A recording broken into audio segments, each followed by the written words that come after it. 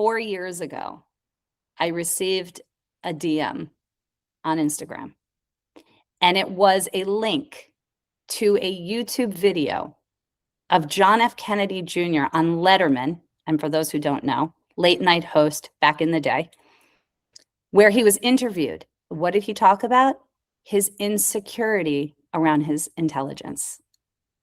Living in a family of such power and prestige in politics, and how he felt unworthy because he never felt smart enough. I just got full body goosebumps when you said that. Whoa. Whoa. Isn't that crazy?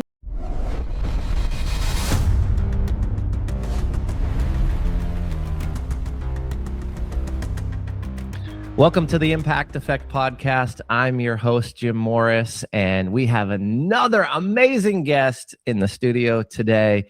Jen Aks is in the house. Yeah. She is an unbelievable keynote speaker. And I don't use the word unbelievable often, but seeing what she does, her passion, how she brings energy to the stage, you got to check her out. If you're an event planner, if you're hosting anything, you got to get Jen Aks on your stage. She's also a somatic coach and an educator. So we're going to have an amazing conversation around impact. And I'm just super excited. So please help me welcome Jen Aks to the Impact Effect Podcast. Oh my gosh, yay. I'm thrilled to be here. I think you're an amazing human. And I'm so happy that we've connected and deepening our relationship in these beautiful conversations. Of course. I'm fired up. So as always, every single guest, we kick this off with the same question around impact.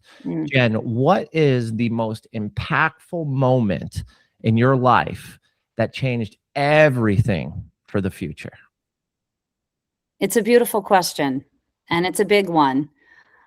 When I was 29, I had this moment where I felt at my rock bottom, my, darkest moment, where it was just like defeated, feeling unworthy, feeling all the things. And it was a massive transitional moment in my life, and one that I'm now incredibly grateful for. So I'll back up a second and just say how that happened. I was on my shower floor that night in this ball, curled up, feeling all the things. And right before that, just a couple of hours, I was invited to go to dinner with John F. Kennedy Jr. and his wife, Caroline Bessette Kennedy, and at the time, my boyfriend. So it was my boyfriend, me, and JFK Jr. and his wife. And it was this intimate dinner that we were invited to because my boyfriend was friends with JFK Jr. They grew up together. And I was like, no way. I was just like, I am not going, because that's how unworthy I felt at that time in my life. That's how unintelligent I felt. That's how disconnected I was to my body and my power and my ability. I didn't think that I was smart enough to sit at a table with this man just because he was the president's son. I mean, but that's what happens when we get hijacked out of our power. And that's where I was at that time in my life. And that happened because I grew up in a world where intelligence was measured on an SAT score. And so this logical, mathematical lens and very narrow perspective kept me very small, because I didn't do well on those tests, and I didn't do great on my grades either. I was fine. I didn't fail out of school or anything, but I did not do well. And because all of the noise, all of the external expectations, all of the conversations were around, what'd you get on your SAT scores? Oh my God, you're amazing. What school are you going to? And I just got smaller and smaller and smaller and smaller and more and more and more disconnected from my power and who I was. So fast forward to this moment of this opportunity of a lifetime to sit in front of this man who has this wealth of knowledge and presence and just a beautiful soul that I've gotten to know through my boyfriend at that time. And I turned away from that because of how I felt. So how it impacted my life was that, as much as that was the darkest day for me, because it wasn't about JFK Jr. necessarily. It was that I had abandoned myself. I had abandoned myself so completely. And it was then that because I was so far away from myself, it was this extreme moment. And it was like, enough is enough. Like, get up, stand up, and go figure yourself out, because you're better than this. So it was that moment that changed everything for me. And we can talk about what happened next. But it was that, dark place and that stripping down, and that gave me that awareness and gave me that ability to connect to something greater. And it changed my life, and it impacted everything that I do now. Tell me about the shower floor. Like, was that something where, excuse me, was that something where the shower was your safe space? Were you like getting ready to go and you Right. had this meltdown? Like, Yeah. were you crying? Like, you bring us back to that shower, that moment, so we can really understand what was happening, what was going through your mind. Yeah. I really appreciate this question, because a lot of people glance over it. It's just like, oh, that was my rock bottom. That was my dark moment. That was the thing. And to really get into it, it's ironic because, it's your shower. So you're not wearing anything. So you're totally naked. But I felt naked spiritually, mentally, physically, emotionally. I was stripped. Like, I was down to the bare bone. You know what I mean? Like, I was just like, so just, what is the word, Jim? I was just, just really revealed. It felt very vulnerable. I didn't know, I wasn't looking for guidance. I just thought this was kind of it. Like, It was raw. It was raw. yeah, that's what it is, right?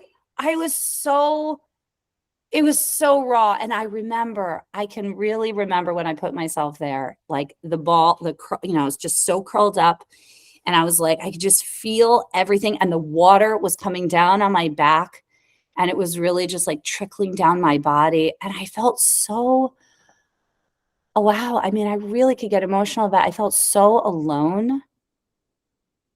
I really felt like nobody understood, right? Siloed. What's that?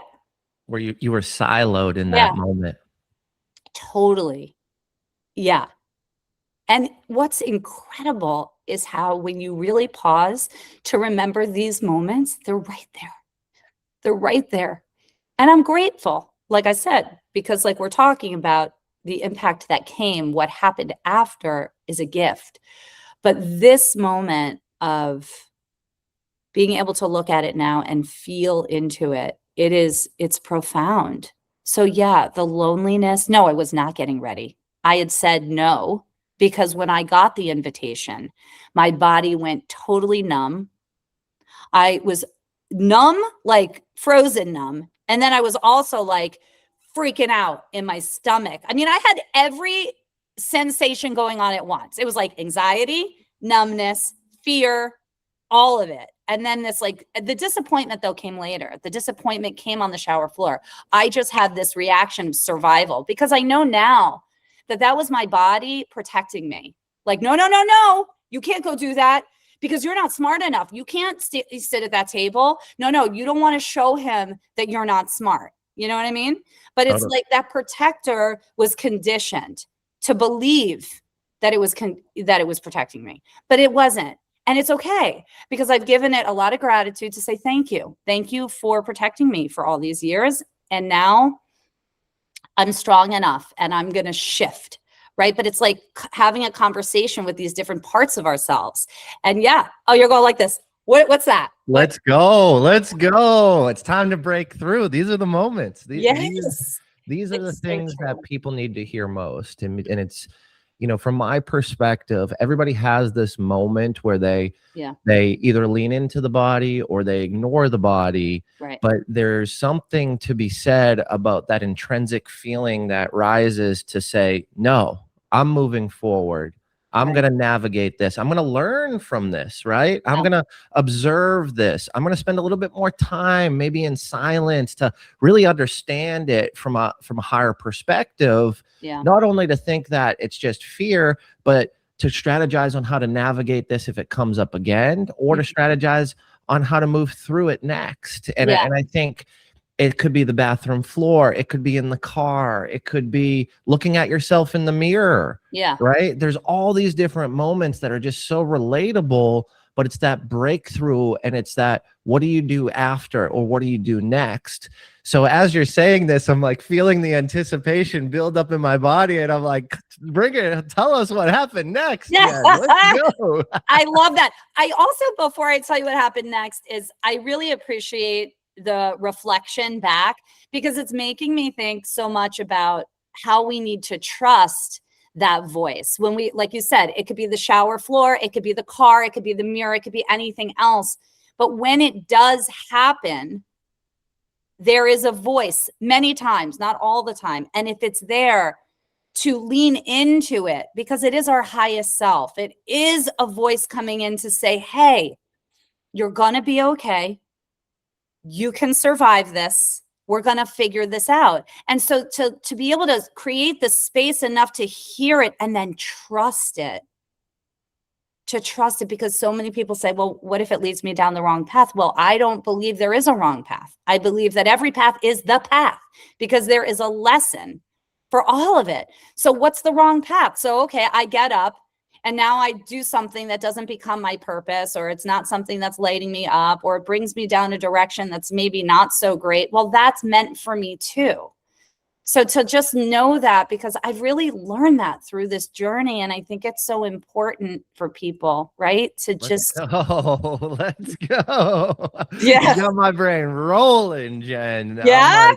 I did it. this, and then I moved to this, and I started this business, and it failed, and then I went and I made these mistakes, and I'm like, why is this happening? Right. And then all of a sudden I'm in this place where I'm like, I've been here before. I know how to act. I can take this skill. I can take this experience, this failure, this that I really crushed, but didn't know how to use it or didn't know how to expand it. And now all of a sudden it's all meshed up into one. That's right. And I feel in total alignment. I feel like I'm helping people at the highest level. I'm pushing people to live to their capacity. So what you're saying right now is speaking to me and my journey. Yeah. And I can only imagine the listeners on the other side of this podcast going, oh, wait, maybe that wasn't the worst moment. Oh, wait, maybe I can use this. Maybe I can pull from this. Maybe this is supposed to happen. Exactly. Because what you said, Jen, is it's always the right path. It's always the right path. And if I can offer a reframe on the word failure, I would like to, because I personally don't believe in failure. I don't believe in it. I truly don't believe. Now, did I always feel this way? No. Have I come into realizing, wait a second, everything is meant for us. Things are not happening to us. They're happening for us. It's our choice. It's our choice on how we engage with our experiences. Truly, I believe it. So instead of a failure, it's an opportunity. It is an opportunity. I left my 20-year marriage. Some people would say, I'm so sorry it failed. I'm really sorry that. No, it's an opportunity. It's an opportunity for both of us to learn and grow. And by the way, who's measuring success? Does death do you part until the last day that you breathe? Is that success? Or is a 20-year marriage with 2 beautiful children and a lot of experiences within that successful? Or is that a failure? It's a success in my book, right? So it's how we frame it. So I'm really passionate about that. And I care so deeply about people and the people that I work with. When I hear them talk badly about themselves or say that failed or that didn't work, I get it might not be the exact thing that we want. I understand that. I'm not like living in some la la land, but I do believe that we can engage with all of those experiences very differently and learn and extract the lesson within each and every moment that we have. When you said you weren't always like that, was the marriage the first step into that reframe, or did you start to do that and then the marriage happened and it allowed you to look at it completely different? Right. It's such a good question. I think this awakening and shift of perspective started in that next chapter after the shower floor, when I briefly, I'll just say, I engaged with and found this body of work around the multiple forms of intelligence, and driven by and inspired by, at that time, Howard Gardner, who was a Harvard professor and psychologist. And he taught at that time about 8 different types of different forms of intelligence. Well, that changed my life. Okay. So I was like, oh, I'm a kinesthetic learner. I've got emotional intelligence. I have somatic wisdom. Like, what is all? Then there's all different kinds, right? There's 9 additional. But I want to get back to your question, because what happened after this awakening and restoring of my personal wisdom and intelligence and my own measure of who I was, I went into this big chapter where I found this organization that taught children, or teaches, because it's been around for 50 years and still going strong, teaches children curriculum through the arts with the body. So kinesthetic teaching, kinetic teaching. So I did this for almost 20 years, teaching children how to use their body to retain and learn curriculum. Okay, that's a whole story, but that's sort of the overarching idea of my work for the last many, many years. It was within that time that I started to awaken to all of the different types of people, because I worked in the inner city public school system in New York City. And so I was exposed to tremendous diversity, from Harlem and beyond, all the way into Brooklyn and everything in between, from parents to children to the communities within. And it really opened me up to, wow, we all learn differently. We all lead differently. We all have perspective that's worth being valued and examined and looked at and learned from. So that was the beginning of the awakening. To me, that broader lens of how people operate and the lessons learned. And then during COVID, I had this chapter because everything was shut down, but I had all this information in me and this desire to keep people awoke to their power, because we were in such a moment of darkness and isolation and doubt. So I started working with people. And again, because we were in COVID, and everyone wanted something, they were desperate, I had a lot of people, hundreds of people, say yes to me.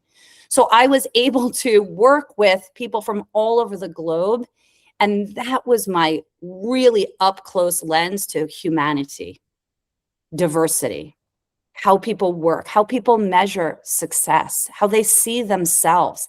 That continued that awakening. And then soon after that, I did leave my marriage. And that brought me to my spiritual connection and awakening, because I really needed that. And we can talk about that. But so to just summarize, it sort of stacked. It was like this slow, organic build to what is possible. And meeting all kinds of people just opened my eyes to acceptance for everything, for everyone, for every moment, for every lesson. And the compassion in me got so deep.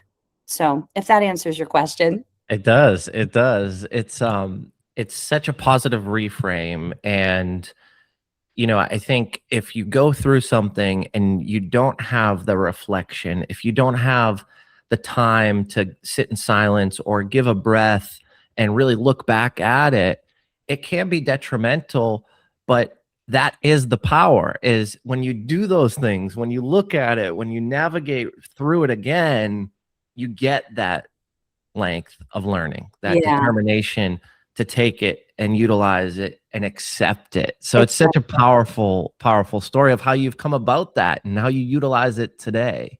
Exactly. The acceptance is huge.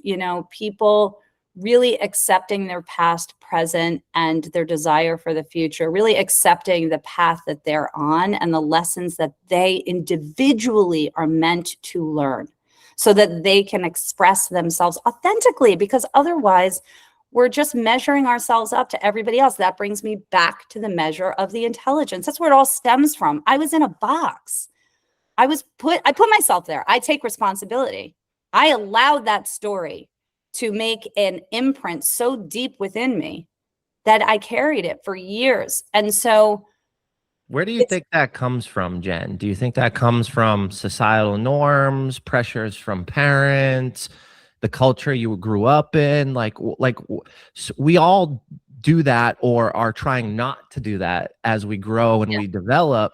But where do you see a lot of that come from, especially in your work and your experiences? Oh, yeah, absolutely. I mean, I believe it comes from day one. We're born with this unapologetic, beautiful, free-spirited soul. And from day one, we're told who to be, how to be, what to wear, who to be friends with, what path to go on. And a lot of the advice is well-intended, right?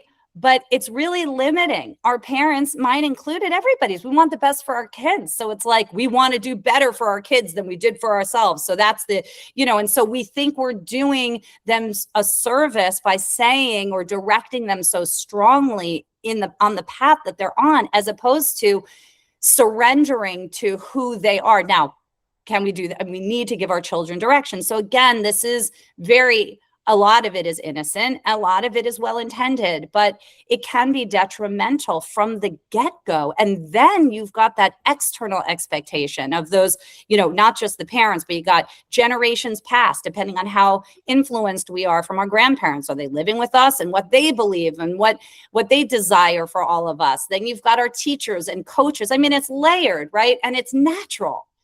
But I do believe actually in where I'm at this stage, I believe this is actually the human experience that we're all supposed to be on. I do believe that is the journey to become disconnected and reconnected, to go from that constant inquiry of who am I now at all these stages in our life, whether it's 10 years old, 20 years old, 30 years old. I'm 55 tomorrow.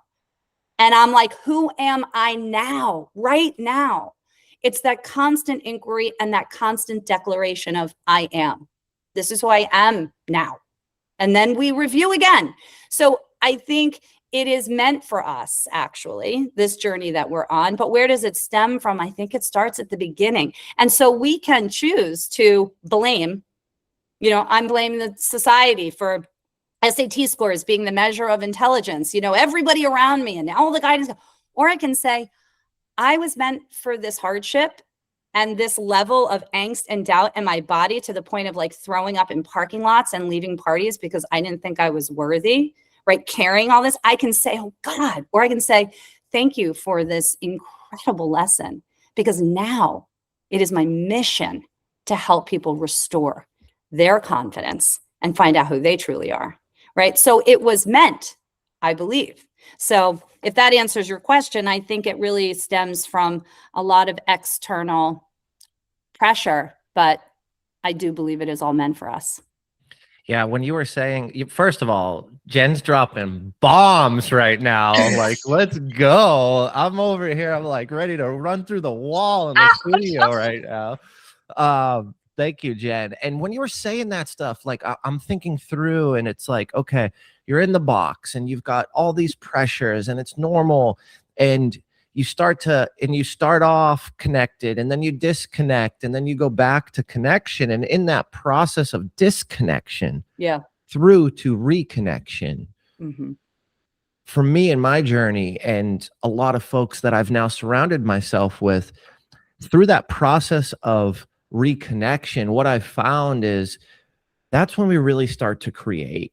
When we really start to ask questions around the norm, when we really start to separate and stop playing into something or somehow or some way of who we really aren't, and putting the mask on and playing dual roles of who you are in this friend group or who you are at work compared to who you show up with in your home when it's you in private. And when I think about not having that roadmap, not having that structure, maybe not even having that mentor that is having this conversation with you at the time, I think about the opportunity to look at something and say, this doesn't feel right. This isn't aligned. This isn't who I want to be. And I don't know the answers, but whenever I've come to the point where I don't know the solution or I don't know the answers, it brings me back to that opportunity Yeah, to begin to create. that's right. Right. And when I start to create and I start to step into who I am and who I want to be, and I start to sit in silence, I've said this like 3 times already because it's been Yeah, so transformative for me. it is. And sitting with those thoughts, I start to say, okay, well, I don't have the answers. Let's go find them and let's start to recreate how I can step into more alignment. Yeah.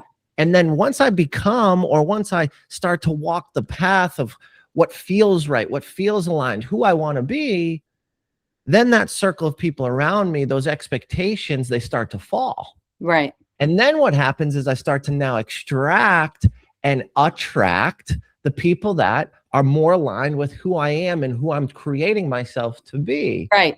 And that feels damn good. Yes, that's amazing. There's a couple things that I'd love to comment on. One is the silence piece is huge, and it is transformative, and it is confusing for a lot of people. And I understand it's hard to get into that practice. People get agitated or don't know what they're like looking for or thinking about, and it's confusing. What I want to say is this, that sitting with our thoughts, as you said, is one thing. Absolutely. And sitting with our feelings is another, right? It's like sitting, we don't have to be thinking and we don't have to be feeling. We just have to be and surrender to whatever it is.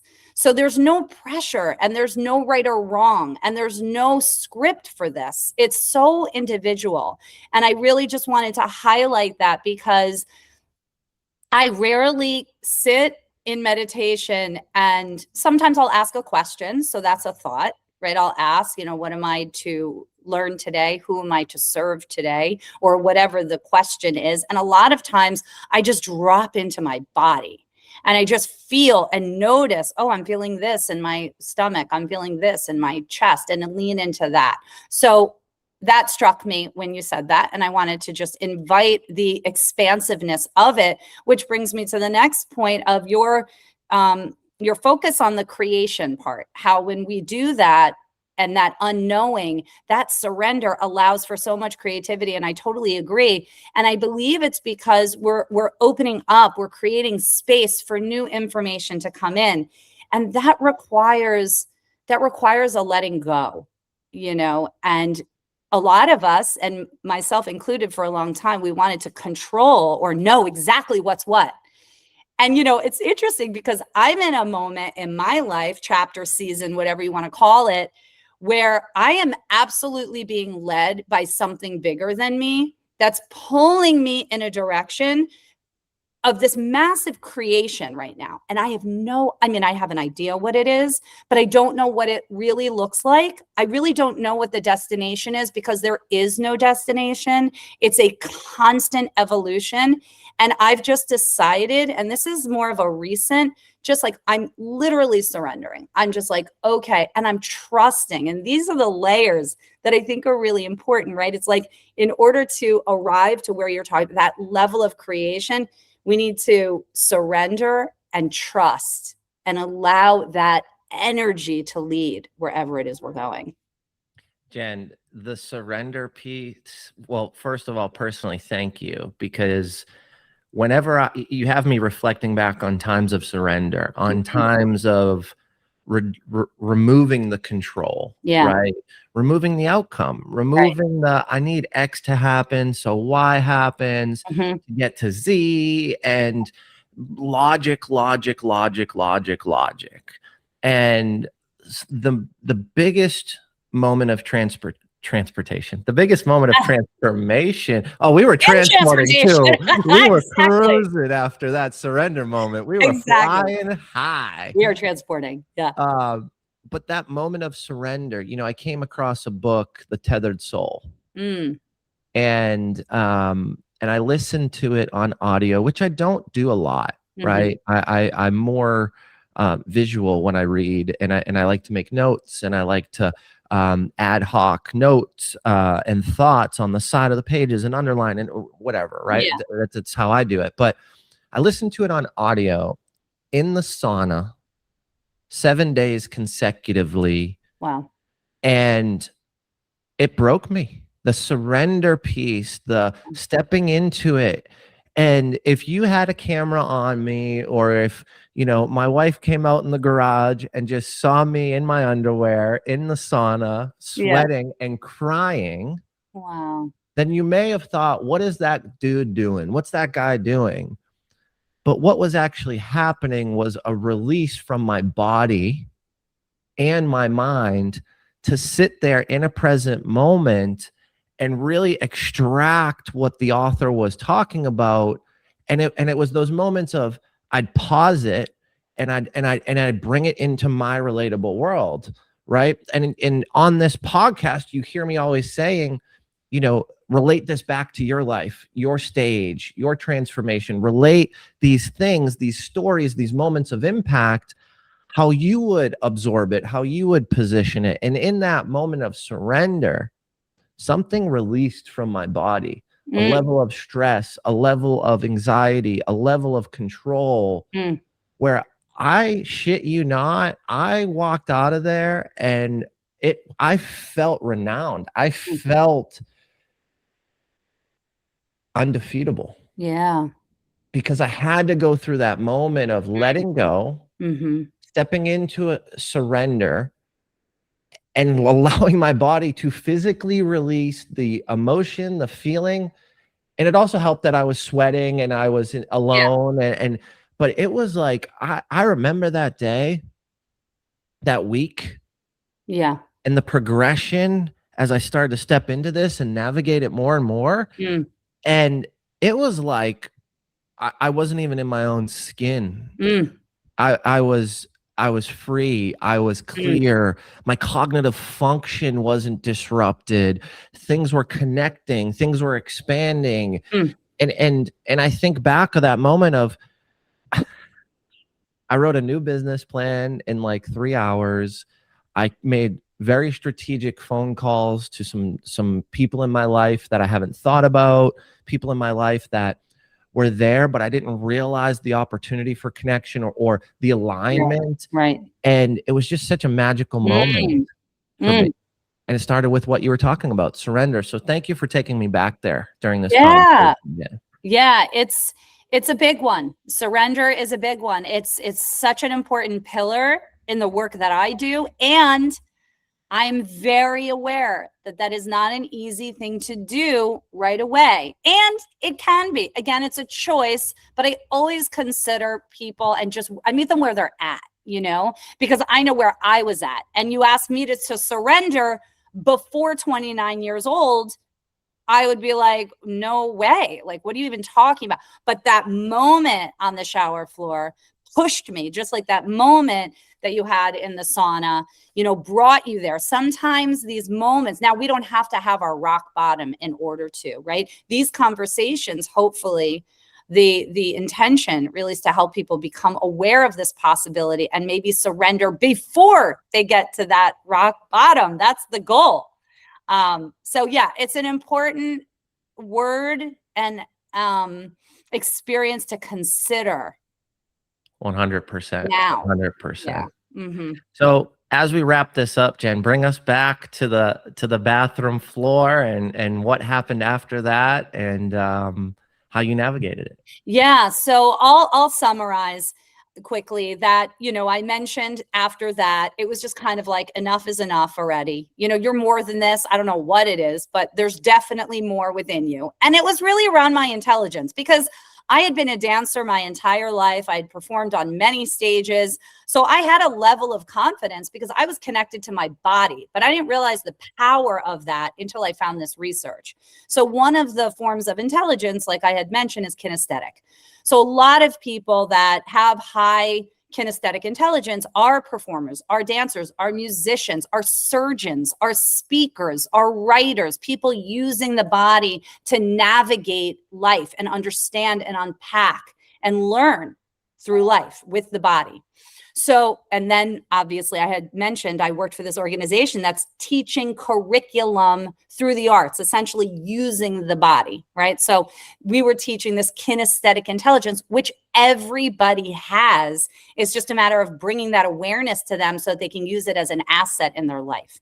So I studied these forms of intelligence. I wound up doing this work in these inner city schools for almost 20 years, becoming a trainer, traveling the country, empowering teachers to teach this type of learning and education through this lens. And then what became possible was my practice. I had mentioned when COVID hit and everybody's at home. And again, understanding the depth of emotional, kinesthetic, and somatic intelligence, along with linguistic, naturalistic, all these others that were laid out for me, I was like, I want to help people remember who they are. What is your zone of genius? How do you express and lead in life? How do you create impact? So I would share this information with people and then get a sense of where they were in that moment, from an emotional standpoint. And because I knew that as a dancer, performer, and storytelling from stage with my body, I really had this deep awareness of emotions, myself and others, and could really hold space well. That was one of my strengths, is one of my strengths. So I would ask people to share where they were emotionally in this unbelievable moment in our history. They would share, and I would ask them to embody their emotions with their hands, because I didn't want them to get up. I needed to see them and stay connected to their energy. So I didn't at the time know what I was doing. I just followed my body. It told me to ask them to use their hands. And all of a sudden, these gestures were being made that represented fear, isolation, worry, doubt, and all of those gestures contracted. Then I would ask them to imagine and feel into where they want to go, free of COVID, back into their purpose, creating something new, leaving or starting a new relationship, using the mindset to help them get there with body set, which is how I frame all of this, bringing both into alignment. And so their gestures would expand. So all of a sudden, these people that I was working with, hundreds of them, and I say that not because, I worked with hundreds, but because that was my education. I mean, it was confirmed that the contraction and expansion with the gestures really created massive transformation. So then I was like, why is this working? Why is this working so well? How am I creating this kind of transformation in people? And so I learned the science between the brain and the hand connection. And there is so much science that supports the power of the hands. And I could go into that if you want some of that. But basically, I'll summarize, because it's very, very interesting for you and the listeners, that there is this outer layer of the brain that has something called cortical tissue. And that tissue is connected directly to how we process logic and make decisions and do that sort of executive thinking and leading, right? Well, and so there's more cortical tissue associated with the hands than any other body part. So the hands are meant, now think about it. We're born gesturing. Hands help us understand and process. I'm a big gesturer, especially now. So this is a tool for us and it's neurologically wired. This isn't just a random thing. It's actually designed to help us do this, right?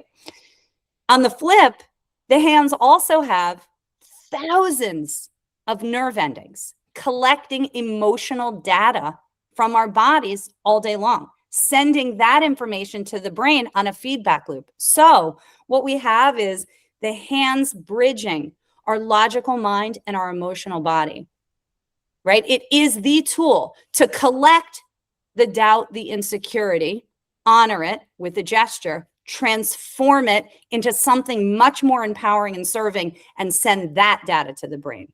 So essentially, the hands help us really rewire and uncondition our conditioning and put us back into our power. Wow. The power of gesture. That's what my practice is called. Wow. Yeah. Talk about hand movement. I'm like, whoa. Yes, exactly. Right. That is wild. Pretty wild. Talk about divinely coming through when you surrender, just going back to the surrender, the shower, what became possible, the awakening. When I surrendered, my journey began. And this came from something much bigger than me and through me to bring to the world. I did not know what I was doing with the hands until I did the research. So when we open and surrender, and that creativity can come through us, like you said, but that surrender is key. That's why it happened for me. I created a lot of space in my body to receive what it is I'm meant to do. Wow. Jen Aks in the house. Let's go.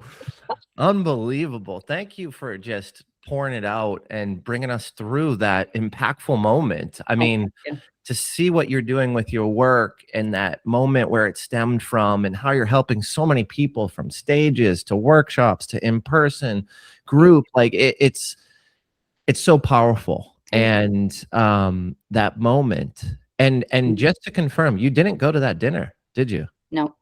You didn't. Do you want to hear one quick sidebar?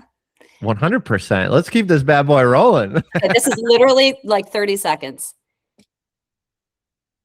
Just 4 years ago, I received a DM on Instagram, and it was a link to a YouTube video of John F. Kennedy Jr. on Letterman. And for those who don't know, late night host back in the day, where he was interviewed. What did he talk about?